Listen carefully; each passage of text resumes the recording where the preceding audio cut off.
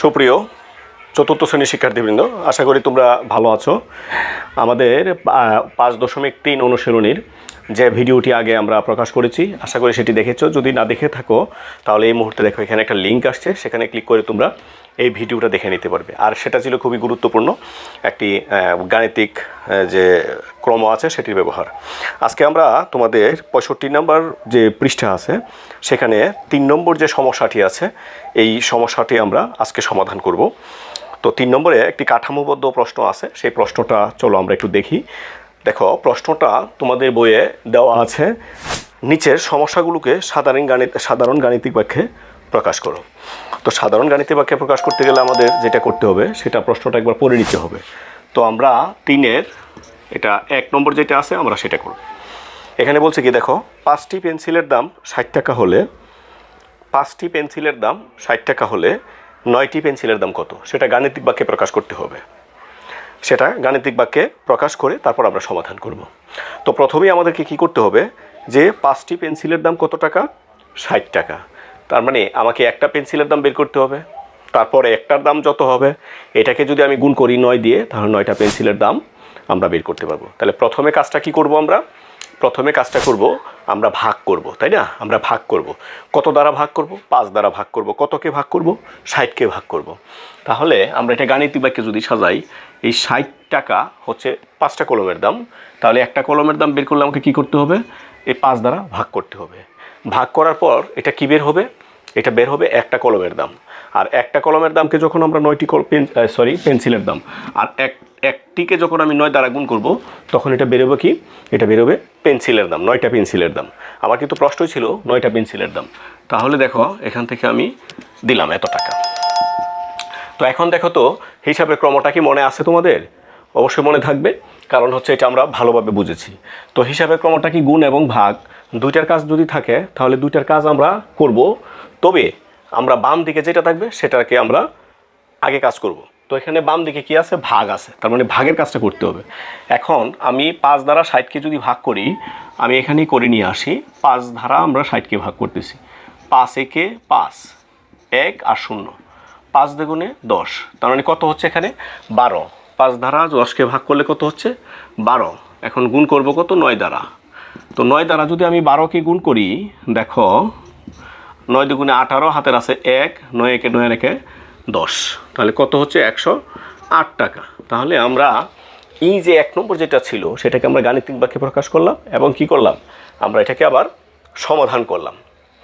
তো প্রত্যেকটা বিষয় কিন্তু টপিকস তোমাদের মনোযোগ সহকারে শুনতে হবে, না শুনলে কিন্তু, কারণ গণিতের বিষয় আমি না বুঝলেই গ্যাপ থাকলে সমস্যা হবে। তো পরে 2 নম্বর যে সমস্যাটি আছে, 2 নম্বর সমস্যাটি তোমরা দেখো। 2 নম্বরটি বলছে, ভাজক ভাগশেষের 3 গুণ।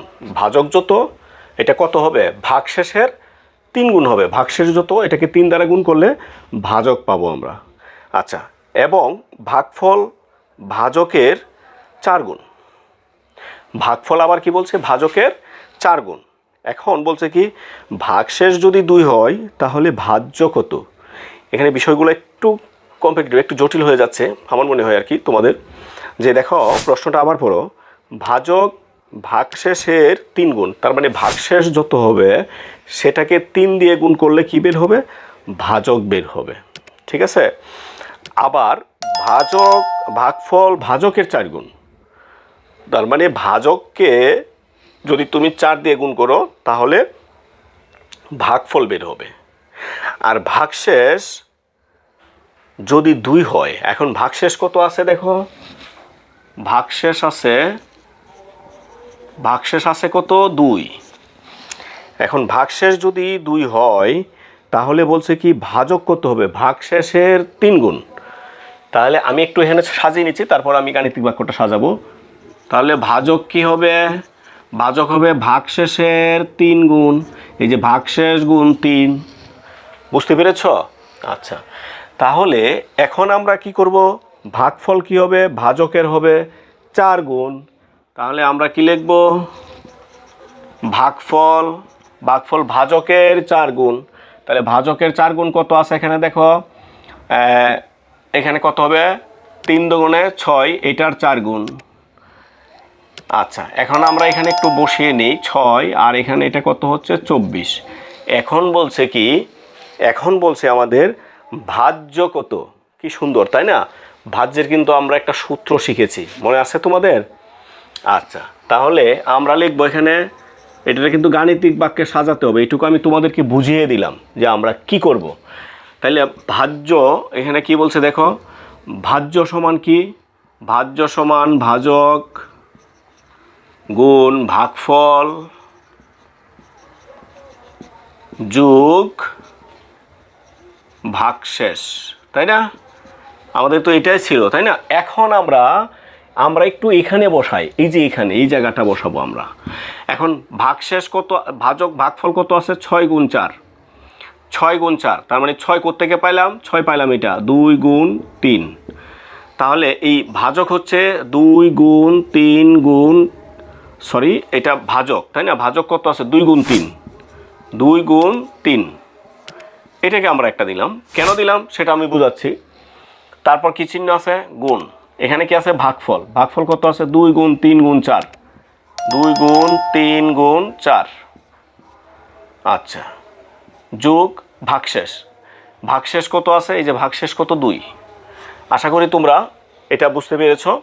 এখন দেখো আমরা বন্ধনীর কাজটা আগে করব, এটা ভাজক সমান কিন্তু এটা, এই জন্য আমরা এটাকে আলাদা ব্র্যাকেট দিলাম, ব্র্যাকেটটা এটা হয়ে যাবে, ঠিক আছে?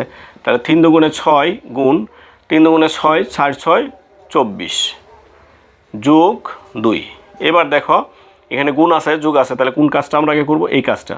এই কাজটা যদি আমরা গুণ করি, 4 6 24, হাতের আছে 2, 6 দুগুণে 12 আর 2 14, আর এখানে আছে 2, দুইটা যদি যোগ করি 6 4 1, তাহলে আমাদের ভাজ্য হয়ে গেছে এত।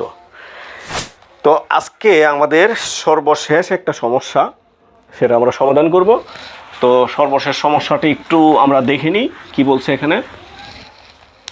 জনাব শম্পার মাসিক বেতন হচ্ছে 7,500 টাকা। তার মাসিক বেতন কত, এটা কত নাম্বার, 3 নম্বর, তাই না? মাসিক বেতন কত, 7,500 টাকা। এটা আমরা গাণিতিক বাক্যে প্রকাশ করে ফেলবো।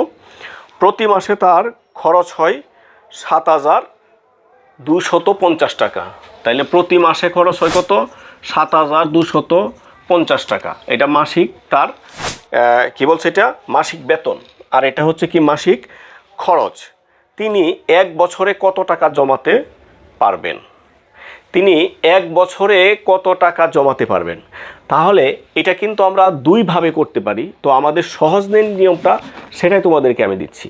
এটা দুইভাবে করতে পারি। প্রথমে আমি বের করতে পারি যে 1 মাসে তার কত টাকা জমা হয়, 1 মাসে তার কত টাকা জমা হয়। তাহলে জমা কিভাবে হবে, যত টাকা তার আয় হয়েছে আর যত টাকা ব্যয় হয়েছে, আয় থেকে যদি আমি ব্যয় বাদ দিয়ে দিই তাহলেই তো জমাটা বের হবে।